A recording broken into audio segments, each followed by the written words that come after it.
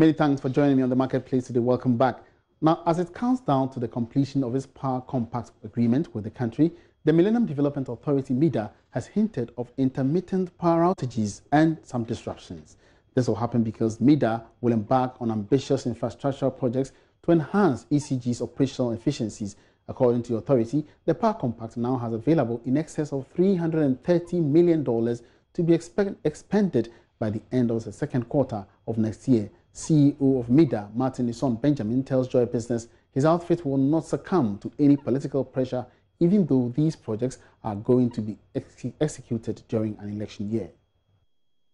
All these are modern approaches to ensuring that there's efficiency in the way things are managed. And we have put ourselves into this, and I can tell you that the next 18 months, we are all out trying to deliver and make sure that the good people of Ghana get the benefit out of it. If I want to change transformers, I'll put lights off. But somebody would interpret that to be doing so. And therefore, all my effort, I can curtail it because somebody will say, hey, stop, don't do it. You know, we lose votes. Therefore, the people suffer because somebody has just gone to put the wrong message out there. But if he left me and suffered 2 days or 3 days, he will get a new transformer which gives him power. So in this difficult period, every step you take, you must know how it's called.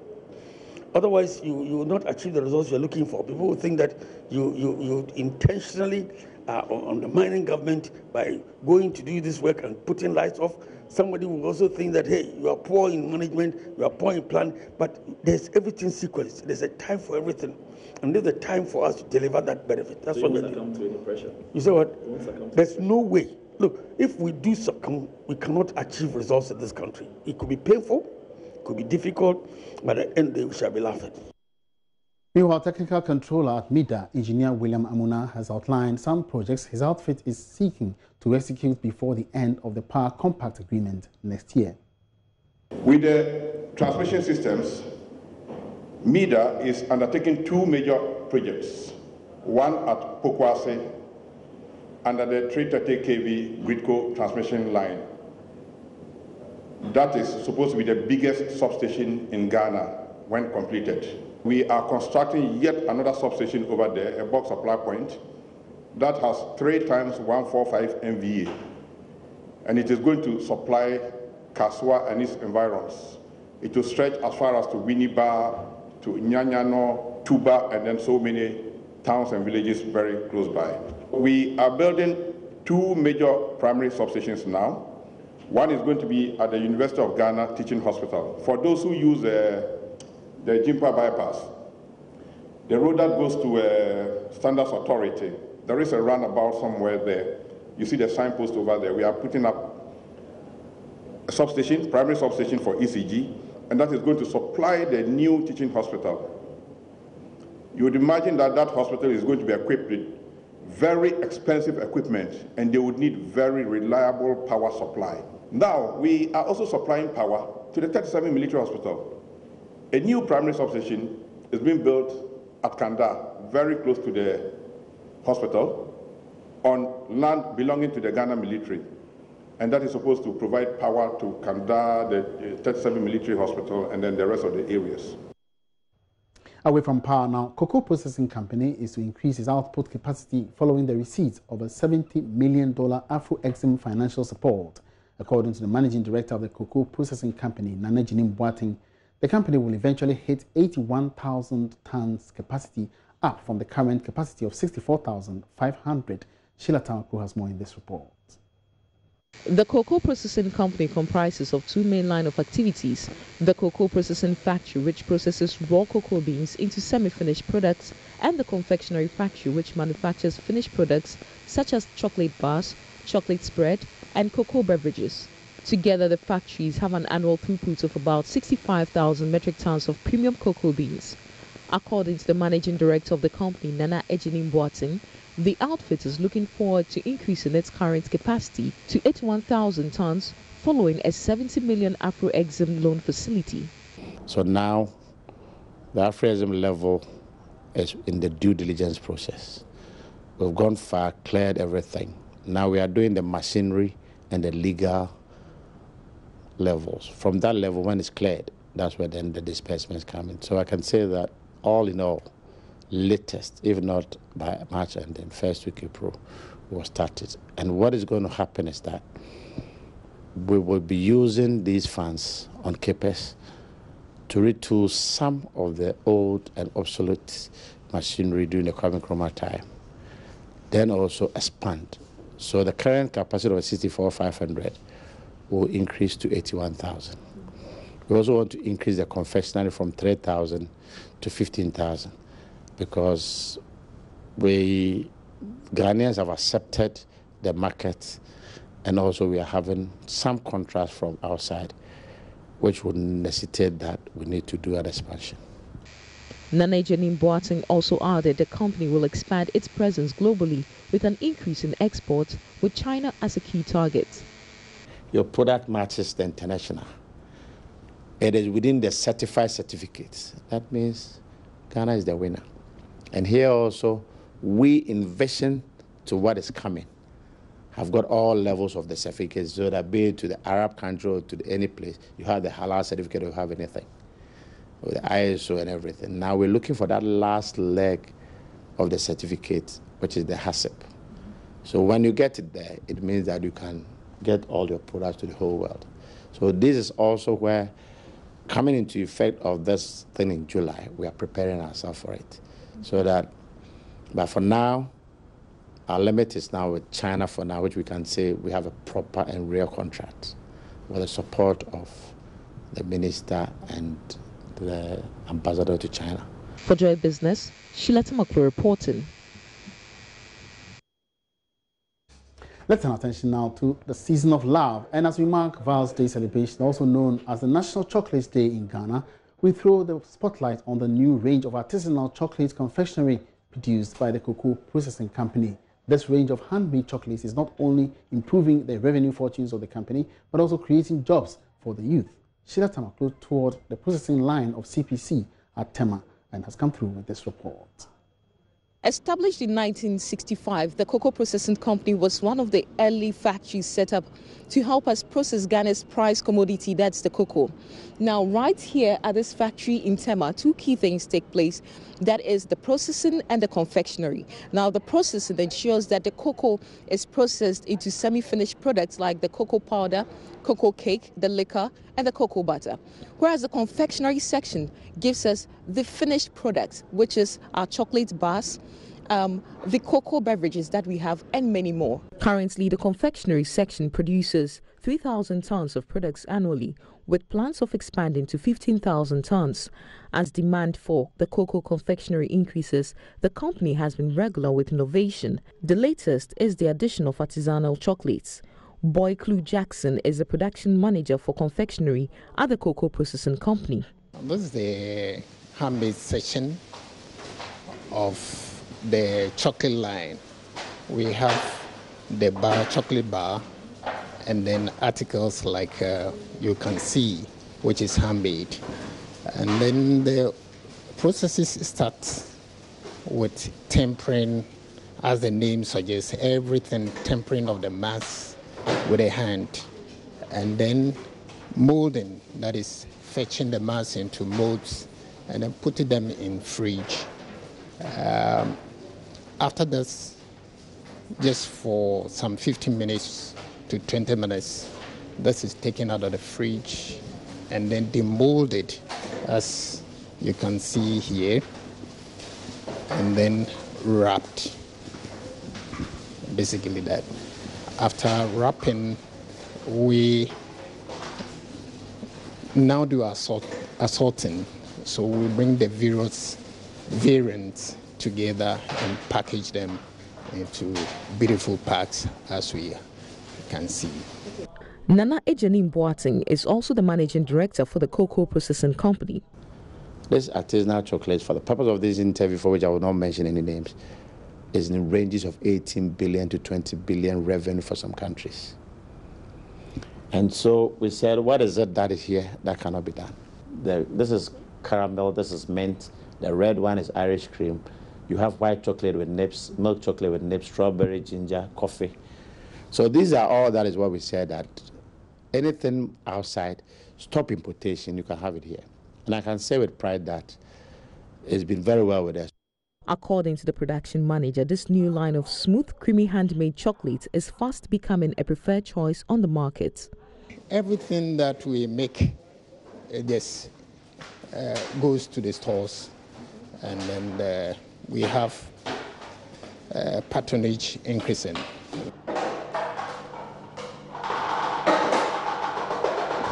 Currently, the artisanal production makes about 20 cartons of chocolate a day. This, the managing director of the cocoa processing company says, has become a source of employment for the youth. We, as part of our program, wanted to do the cocoa entrepreneurship, that is training them also to get into the market. But the per capita consumption of Ghanaians made it not too much. So that's how we took up the challenge ourselves and ordered. And now we are creating employment for 40 SSS students doing 2-shift system. So the branding now, as you have it here, can match any product anywhere.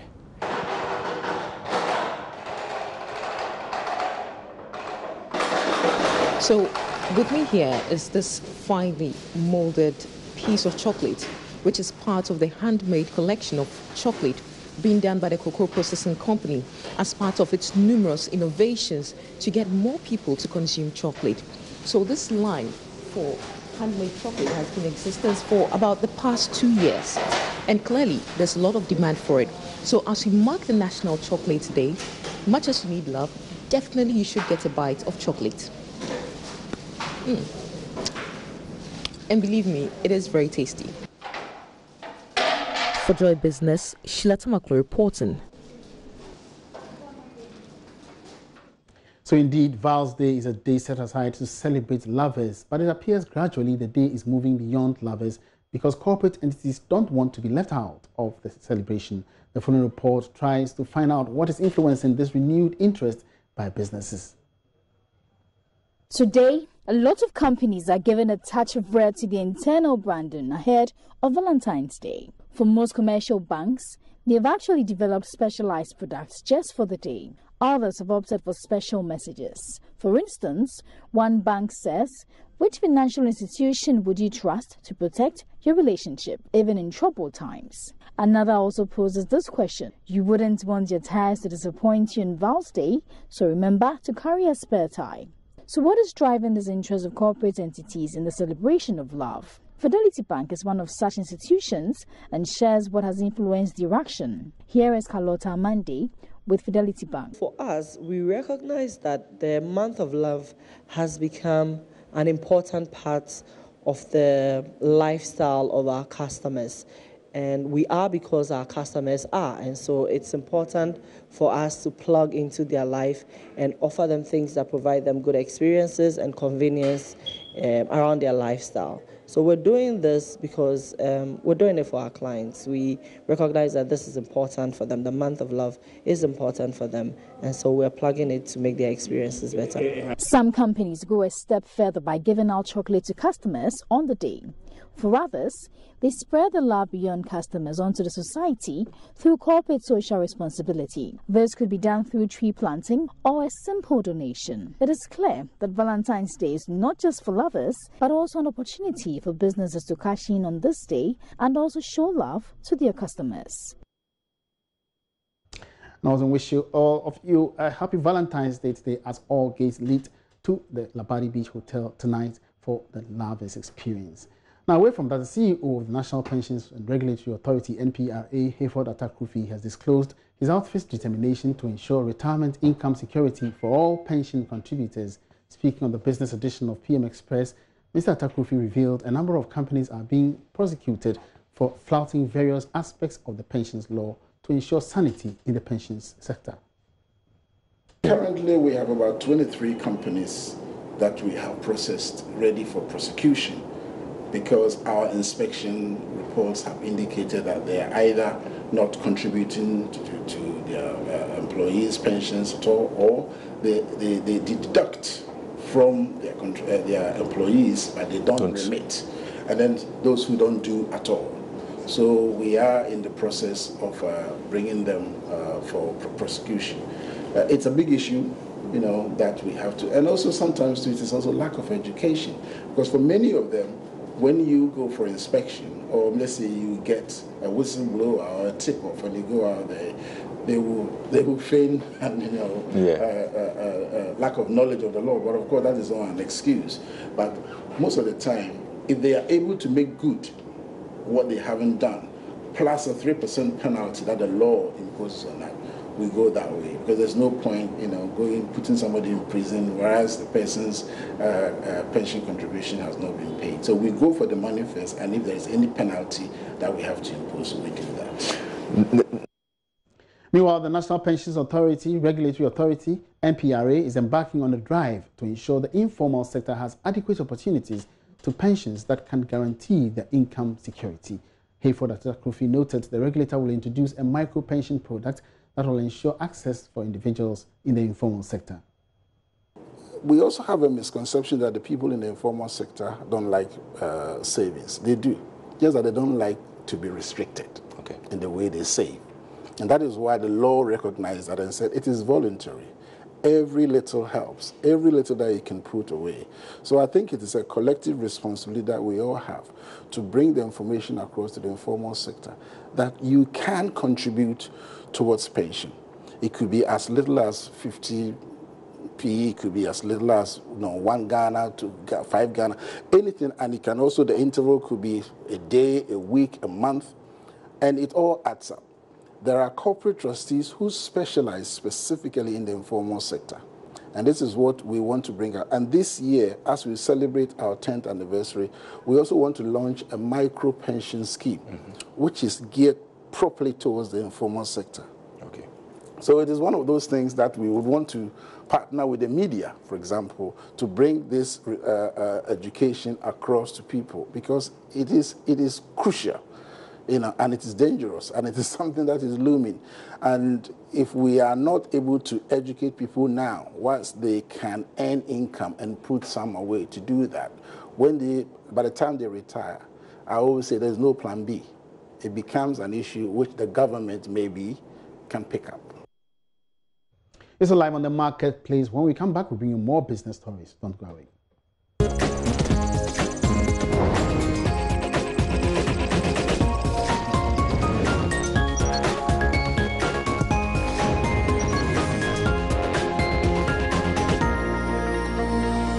Welcome back to the marketplace. Now, Developers in Vogue, a techie-savvy non-governmental organization, is hopeful of bridging the gender gap in the technology space through computer programming and coding for young girls. Developers in Vogue has opened an ultra-modern facility at Nema here in Accra. CEO of the organization, Bali Ivy, believes this will enhance their capacity in training more schoolgirls to take up very challenging computer science programs. There's more in this report. CEO of Developers in Vogue, Ivy Bali, says she derives much joy when she sees young girls take up roles perceived to be a preserve of males. The impact we are making in the lives of the women, I don't like quantifying this because the stories of the women say it all. And so for me, I get inspired when I hear about their journey and how we've been able to support them to achieve various milestones. So getting employment opportunities, starting their own businesses, furthering their education in computer science. For me, that's really what keeps us going and will be my key achievement. Governmental interventions definitely should consider supporting more organizations like ours because there are young people who are really trying hard to make things happen, and it gets very difficult, especially if you don't know someone who can take you into various places. And so they should also come out into the field and identify people like us who are doing great work and support us in various ways. The head of business intelligence and big data at EcoBank, Sarah Opan, indicated that the bank is making all conscious effort to create a desk within its technology department for women and young girls aspiring to work in that space. What we normally do is the ladies come on internship with the EcoBank technology arm, which is e-process. So last year they brought in 12 ladies for 3 months, where some were into application development, application support. There were some in the BI and Big Data team.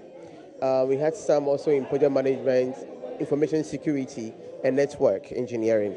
So they come in to do their internship. So every area that we think they can learn from, we are ready to open our doors for them to come and learn. And then on completion, if we need the resources or we need the skills, obviously there will be the choice depending on how well they fit in and where the interest is. On his part, a representative of Microsoft's office in the U.S. in charge of program management and security, Sandy Abra, believes Africa is making strides in artificial intelligence, and that's good for the continent. It speaks very core to the technology if you want technology to really expand, so that it doesn't just become something that someone builds for just a very specific folks, a set of individuals, but for the entire generation that we across. And so I do see growth in those spaces. For instance, from Microsoft's perspective, what we have right now is that we have engineering offices in Kenya and in Lagos, and we have programs in these locations that are trying to bring in more women into the technology scene. But artificial intelligence is here, it's growing, but the most important thing here is that it is addressing problems that we currently face, right? I find ICT interesting whenever it's taught in class. I love playing video games and searching for answers to my questions on Google. Because of this, I also want to learn how to build my own app. And the Dutch government will be sending tax experts with knowledge in transfer pricing to the country to support the Ghana Revenue Authority in its auditing practices. The team, which is expected next month, will share knowledge with the tax transfer unit of the GRA to enhance the capacity determining revenue structure from international firms in the country. We'll bring you details of this story in our subsequent bulletins. That's it for the Marketplace. Many thanks for watching. My name is Emmanuel Abuaji.